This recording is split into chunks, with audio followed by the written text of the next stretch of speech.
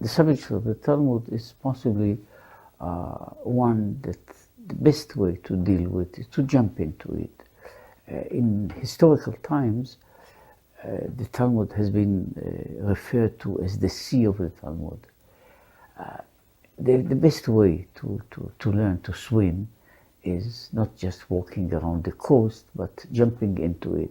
So partially what I'm doing is some kind of a little bit of a jump. The name Talmud which is later on explained, it has some other synonyms that are used sometimes in general, sometimes in particular cases. Denotes what is now a rather big book that deals, to make it formally, with the basic notions and basic ideas of Jewish oral law. Now, all that is frightening. It's even more frightening when you look at what the thing is in itself. First of all, the Talmud is a book that's very hard to explain. So hard to explain because there is not, almost to my knowledge, in the world literature, there is not a book that is exactly like that. Not just in contents, but in the way it is done, the way it is built. You can compare it partially and in some aspects to a great number of other books, but it is in so many ways sui generis. Something that cannot really be compared to other books. The main point about the book is, it is mainly, with exceptions, and the exceptions are not just a part of the book, but almost a building block of the book. Exceptions, variations, other forms are a part of the building of the book. But generally speaking, it's a book of discussions, mostly. It's a book of dealing with material, dealing with ideas, dealing with problems. It is not so much a book that has conclusions or results, but rather discussions about subjects in its own very particular way of dealing with the subject and discussing the subject. In some way, one may say, if I would use more contemporary language, I would say the Talmud is one of the first, perhaps the first book, which is made for interactive learning. You cannot really read it passively. You will understand very little of it, and surely not enjoy any of it. To deal with it in almost in any level, from the simplest level to more and more advanced levels, and there are in the study of the book a great number of levels, some of them very well defined. But in order to study it, you have to interact. You are not just a passive listener, reader, viewer, but in many ways a person that gets involved in a subject. You have somehow to ask, to figure out, to try to understand things. Otherwise, it remains not only a closed book, but a text without any meaning whatsoever, as it is. So that is about, it's almost a negative description of the book, what the book is not. What it is, what it contains, can be said formally, and I mentioned it, the formal way of putting it. It deals with the Jewish oral law, just to define what the meaning of it is. Jewish law and Judaism as a system, as a religion, as a culture, is based on what we may call the written law. And the written law in that meaning, which is a formal meaning. Formal because all these books, speaking about books of the oral law, obviously means that the oral law at a certain time is no longer oral but written, and contains the thousands of volumes of books, which is still oral law, in contradiction to the written law. The written law is basically the Bible, to be again precise, what for many people is called the Old Testament. That is the written law. These are the sources that are the written sources, and they serve sometimes as a background, sometimes as a reference, sometimes as a springboard from which anything comes. But that is the basis from which everything else stems. Now, about the Bible in itself, it is again a book made of different parts, and the different parts, among other things, span also a fair amount of time. Say in a very rough way, if one would say, what is the span in time of the Bible? It should be that it begins at say,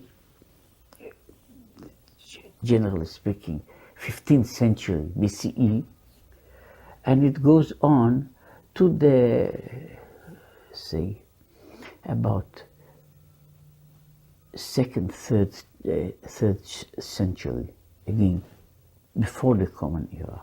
So this is the time that the book embraces. From that time, and which has, in a more precise way, there were times which are denoted within Jewish history as the Second Temple time, being roughly between the years, say,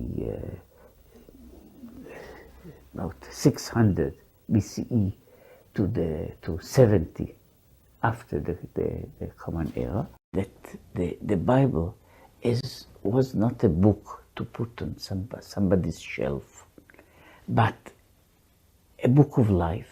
In the very, not as a flowery word, but just as a very precise form of explaining what it is.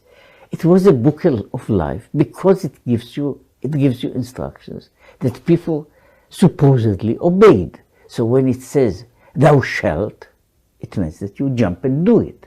And if it says, "Thou shalt not," it means that you desist, and you may be punished harsher or less harsh for not obeying the things, which is true perhaps in a different limit about things that are not laws, but are, so to say, instructions, moral or religious instructions that still are binding and are important. Because of that comes the interest, the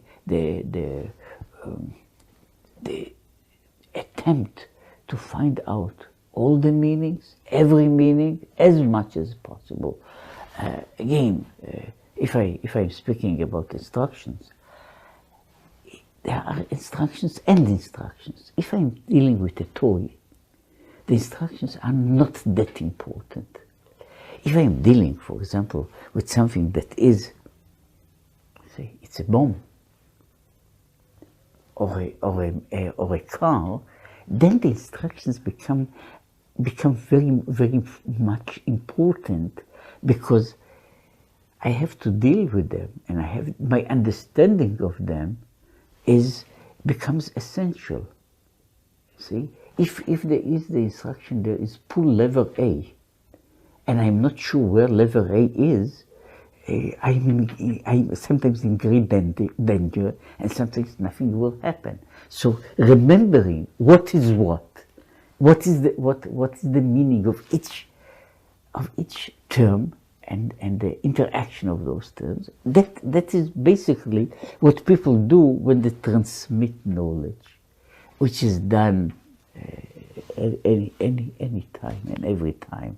You have written manuals about everything.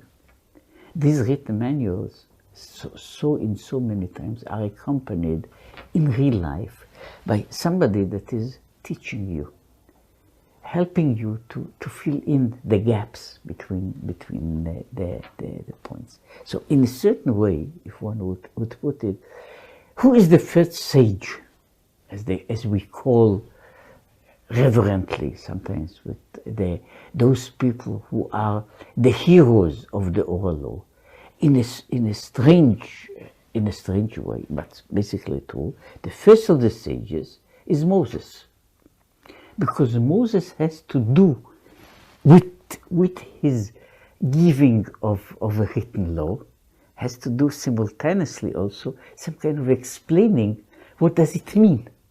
So in that sense, he has to explain. He has to put things within any kind of a context from the very beginning, and that goes on. In fact, since those times, there is, even when there is a time in which the written law is just being written, there is an oral law that is simultaneously operating, and obviously changing all the time, because the times are changing, and therefore things have to be explained in a different language, in different forms, using, of course, different comparisons and different parables. Certain things become unknown or not understood. Other things become clearer with the time, but all this changes. That was, incidentally, one of the main reasons why the oral law was kept intentionally and with even religiously as an oral law and not as a written law, up to about the end of the second, in fact, almost the beginning of the 3rd century, in the Common Era. Why? Because the oral law, as long as it is not written, as it remains something that is transmitted from one generation to another, means, therefore, that you can always adjust it to the language, to the usage, and to the problems of any particular age. When it is written down, obviously, it gets involved into the same problematic as any kind of a written text, which means it needs on its own commentaries, explanations, a different level of an oral law, so to say, to explain the written oral law of the time.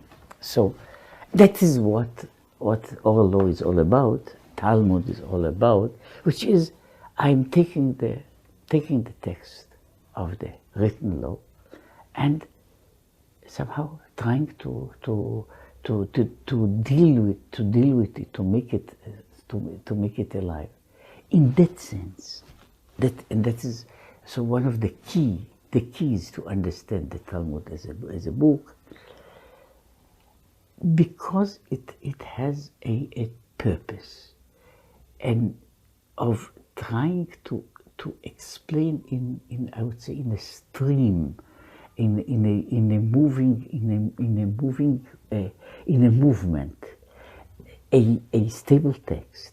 Therefore, the book in itself is in a move. So when it is written down, and it has been written down eventually, when it was written down, it's a kind of freezing of a movement, taking a picture of a dance, freezing a river in the middle of its flow.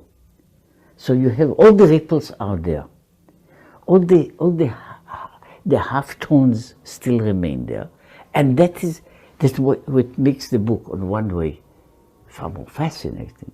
On the other way, it becomes far more easy, far more hard to get it.